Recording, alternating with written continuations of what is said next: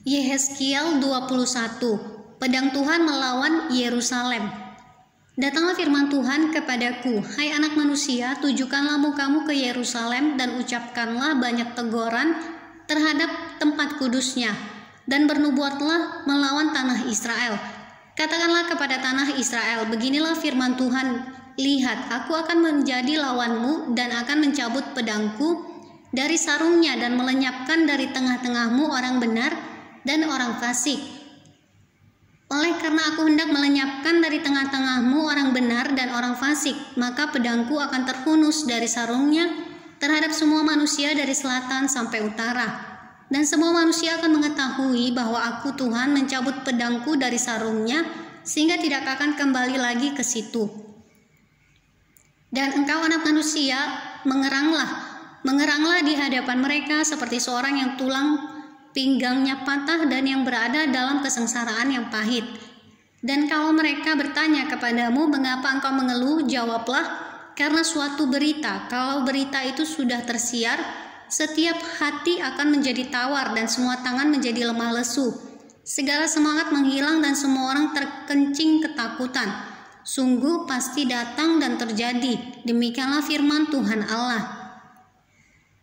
Kemudian datanglah firman Tuhan kepadaku, hai anak manusia, bernubuatlah dan katakan, beginilah firman Tuhan, pedang-pedang yang sudah diasah dan juga digosok, diasah untuk menumpahkan darah dan digosok supaya mengkilap seperti petir. Apakah kita akan bersukacita? Tongkat anakku menghina segala macam kayu. Pedang itu diberikan supaya digosok, supaya sedia dipergunakan. Pedang itu diasah dan digosok supaya diberikan ke tangan si pembunuh. Berserulah dan merataplah, hai anak manusia, sebab pedang itu ditujukan melawan umatku, ditujukan melawan semua pemimpin Israel. Mereka dan umatku sama-sama dibiarkan dimakan pedang. Oleh sebab itu, tepuklah pinggangmu sebagai tanda perkabungan. Sebab percobaan datang dan tidak suatu pun yang dapat tahan. Demikianlah firman Tuhan Allah. Dan kau anak manusia, bernubuatlah dan tepuklah tanganmu, biarlah pedang itu menjadi 2 kali lipat, 3 kali lipat. Itu pedang pembunuh, pedang untuk pembunuhan besar-besaran yang berkeliling menghabiskan mereka, supaya hati mereka hancur dan yang jatuh berrebahan bertambah-tambah di tiap pintu gerbang mereka. Aku memerintahkan penumpahan darah dengan pedang itu. Aduh, pedang itu dibuat menyamai petir dan digosok untuk menumpahkan darah. Pancung yang di kanan dan di kiri kemana saja matamu menetak. Dan aku juga akan bertepuk tangan dan hatiku yang panas menjadi tenang kembali. Aku Tuhan yang mengatakannya.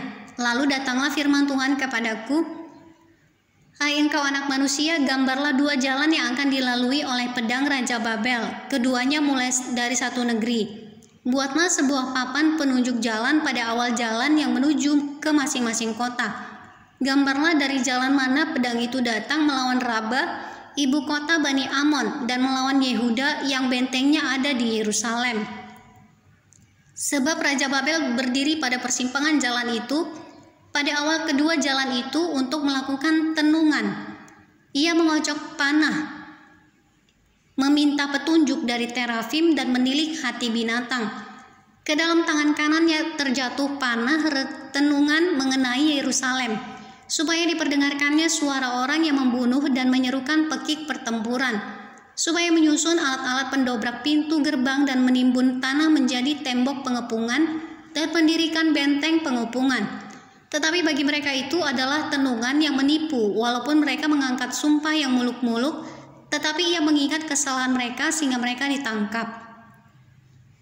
Oleh sebab itu, beginilah firman Tuhan Allah, oleh karena kamu membuat kesalahanmu itu teringat kembali dengan tersingkapnya pelanggaranmu, sehingga kentara dosa-dosamu dalam segala perbuatanmu.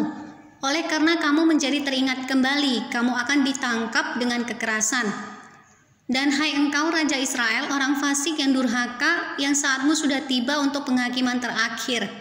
Beginilah firman Tuhan Allah, jauhkanlah serbanmu dan buangkanlah mahkotamu. Tiada yang tetap seperti keadaannya sekarang, yang rendah harus ditinggikan, yang tinggi harus direndahkan. Puing-puing akan kujadikan dia. Ini pun tidak akan tetap, sampai ia datang yang berhak atasnya, dan kepadanya akan kuberikan itu. Pedang Tuhan melawan Bani Amon. Dan engkau anak manusia, bernubuatlah dan katakan, beginilah firman Tuhan Allah mengenai Bani Amon dan cercaan mereka. Katakanlah, pedang-pedang sudah tercabut untuk menumpahkan darah, digosok untuk memusnahkan dan supaya mengkilap seperti petir. Sedang orang melihat penglihatan-penglihatan yang menipu bagimu dan memberi tenungan-tenungan bohong kepadamu, untuk diletakkan ke leher orang-orang fasik yang durhaka, yang saatnya sudah tiba untuk penghakiman terakhir. Kembalikanlah itu ke sarungnya di tempat penciptaanmu, dan di negeri asalmu aku akan menghukum engkau. Aku akan mencurahkan geramku atasmu dan menyemburkan api murkaku kepadamu dan menyerahkan engkau ke dalam tangan orang-orang dungu yang menimbulkan kemusnahan. Engkau menjadi makanan api, darahmu akan tertumpah di tengah-tengah tanah itu, dan engkau tidak akan diingat-ingat lagi, sebab aku Tuhan yang mengatakannya.